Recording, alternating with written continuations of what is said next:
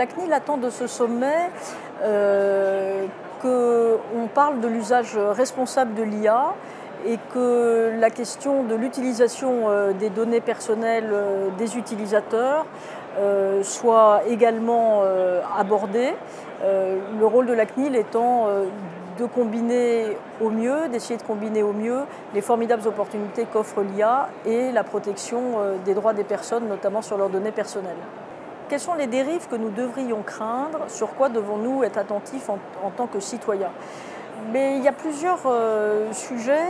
Il y a d'abord le fait qu'il faut essayer, autant que faire se peut, de garder la main sur les systèmes d'intelligence artificielle, d'essayer de faire en sorte que les décisions qui ont le plus de conséquences pour nous ne soient pas prises exclusivement par des algorithmes en matière d'emploi, par exemple de recrutement, de surveillance des salariés ou dans le domaine de l'éducation.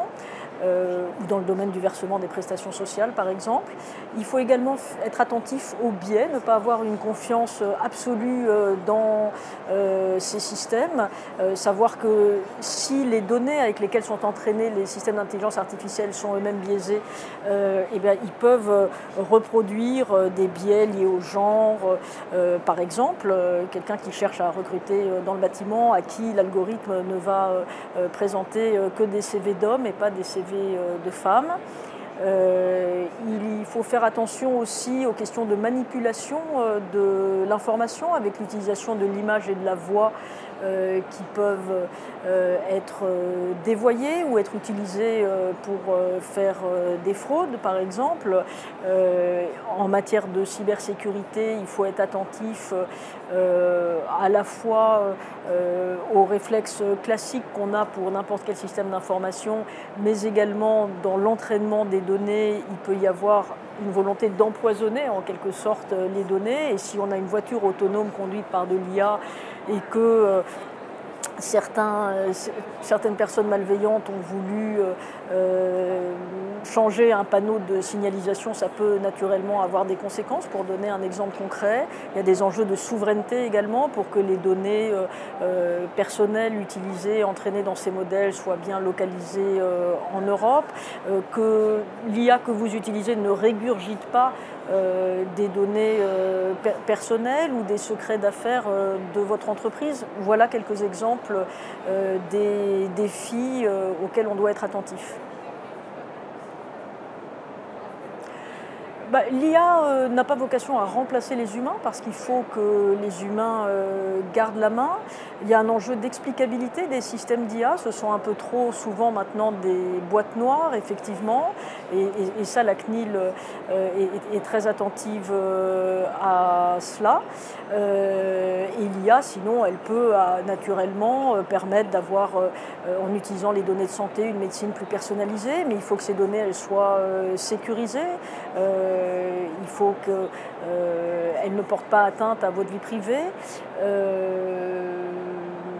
Donc je crois que fondamentalement, l'IA n'a pas vocation à remplacer les humains, mais peut-être à leur éviter de faire les tâches les plus répétitives ou permettre des gains de productivité. Comment concilier l'IA et la sobriété énergétique dont il va falloir faire preuve dans les années à venir? Il faut peut-être aussi, et ça peut être une chance pour le développement de l'IA en France, notamment par des entreprises françaises, essayer d'avoir des plus petits modèles d'IA peut-être que les grands modèles qui sont en train d'être développés, plus ciblés sur des fonctionnalités particulières propres à tel ou tel acteur.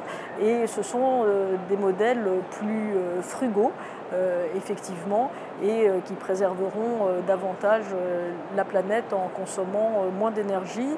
L'enjeu énergétique étant bien entendu un des défis des années à venir dans le déploiement de l'intelligence artificielle. D'ailleurs, on voit que les très grandes compagnies qui développent de l'intelligence artificielle, les très grandes sociétés, achètent même aujourd'hui des capacités énergétiques, ont pour ambition de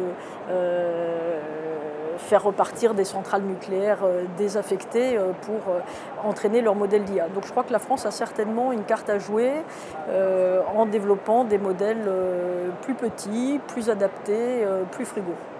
Comment freiner la fuite des cerveaux sur l'IA de France aux États-Unis, dans d'autres pays plus actifs? Déjà, si on se pose la question, c'est que ça permet de mettre le point sur, de valoriser en tout cas nos talents, parce que la France a une grande école mathématique, des ingénieurs extrêmement compétents qui sont effectivement, qui peuvent être attirés par d'autres pays ou par d'autres acteurs non français. Donc tout ce qui peut être fait pour conforter leur présence en France. Il y a des entreprises françaises qui développent de l'IA. Ça sera un cercle vertueux de développer des acteurs français avec des talents français, même s'il ne faut pas bouder notre plaisir de voir nos talents être attirés par d'autres. Mais bien entendu, il faut tout faire pour les retenir en France.